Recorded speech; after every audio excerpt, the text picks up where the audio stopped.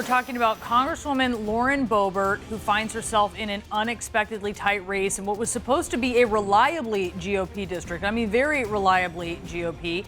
She, of course, is a vocal Trump loyalist. She has national name recognition.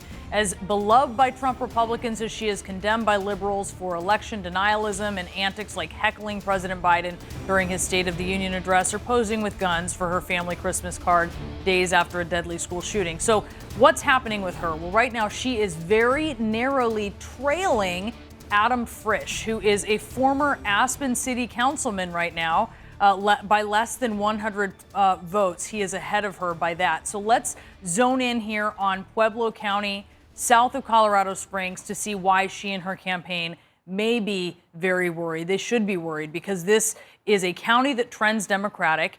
And I spoke tonight with Gilbert Ortiz. He is the clerk there in charge of elections, and he told me that all of their outstanding votes to count were all Election Day votes. They actually just reported out 2,000 of those votes that he told me they were going to report out.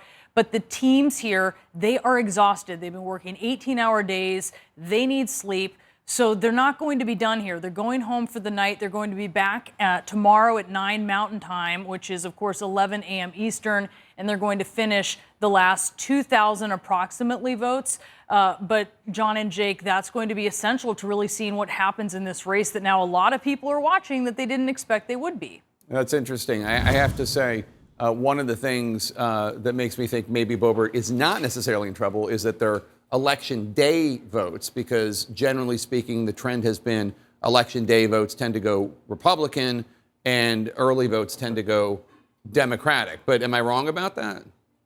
No, early votes tend to go Democratic.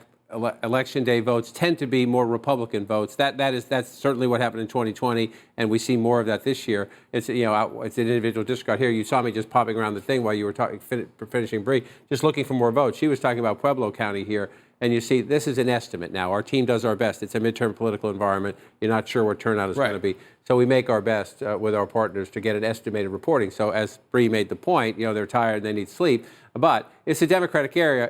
Joe Biden only carried this piece of it, this county, by 2 points. But you see right now, Adam Frisch, the Democratic candidate, is winning it by 9. So he's running very well in this traditionally Democratic area. So that's one piece of the district. That's one piece of the district. So that's some of it. I mean, this is just what we're going through on a smaller scale, just what we're going through in Arizona and Nevada. What's outstanding? What part, in this case, the district, not the state, are they in? And how many more elsewhere, right?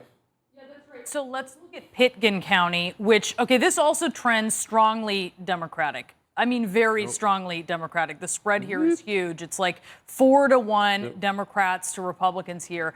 And I got a hold of the clerk there, and she told me that they had reported out all of their votes as of 1:50 a.m. this morning. So the only thing outstanding there, they have some military ballots that have until next week to arrive.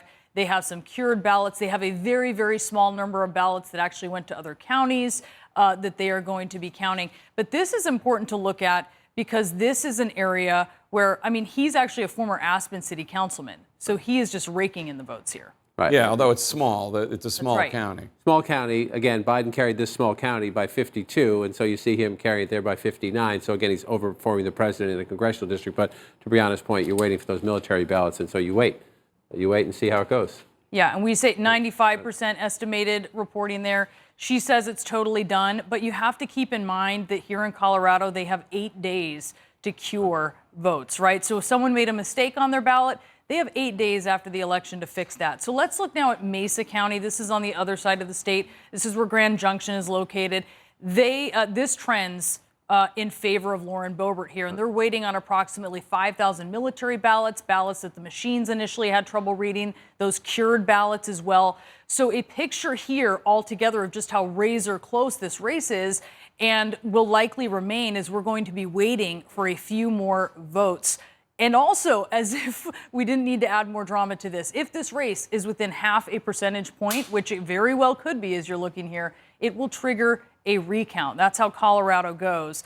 So you can imagine how that is going to play out. So look at this, John, because she's up by about 15 points in this, but it's a R plus 28 area. Underperforming in a Republican area.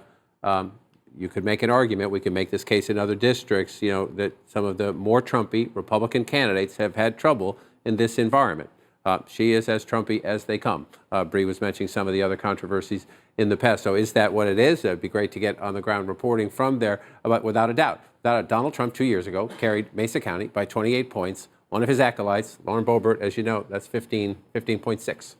Yeah, she is underperforming Trump consistently in all of these counties that I looked at. And keep in mind that her district overall, and it has changed. Look, this has changed, but this was still a district, even with last year's redistricting, that was almost plus 10 GOP district. This is Colorado's western slope. It's the southern part of the state. It should not be this close. So you have voters here really sending Lauren Boebert a message, whether she squeaks this out, which has increasingly been up in the air here, or whether she loses. And we were talking about this earlier. If you're in Colorado, there were two other big races, statewide races.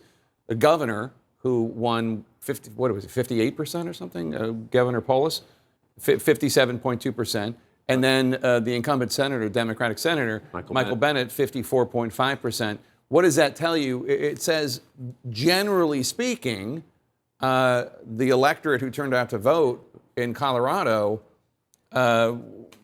was a little bit more to the left than to the right. Now, that's not necessarily the case in Boebert's district, but it seems like she's had a much more competitive. How did she win 2 years ago? What was her vote total? The lines are not exactly the same. Okay, It's different. It's not apples. Not to apples. exactly the same. Yeah, we can go back to the House now, and you can go back to the House now, and you can look at the district here. She got 51%. She had a tough race.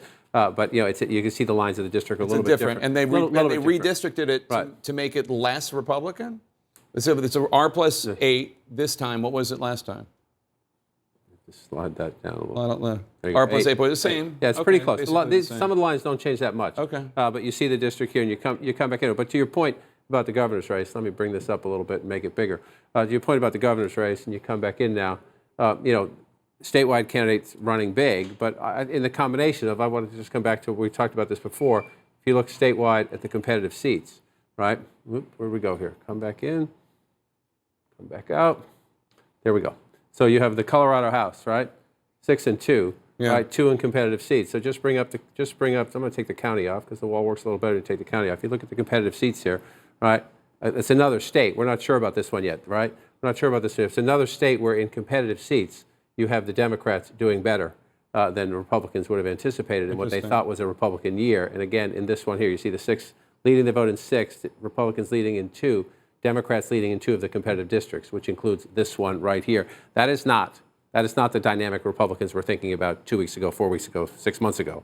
But that is our dynamic today, the day after Election Day. And also don't discount the fact that Bennett and Polis were, pulling Adam Frisch with them with voters that went to the... Very strong candidate with statewide help. But to Brianna's point, often those military ballots overseas affect the margins in the end. They matter here with a 64-vote lead.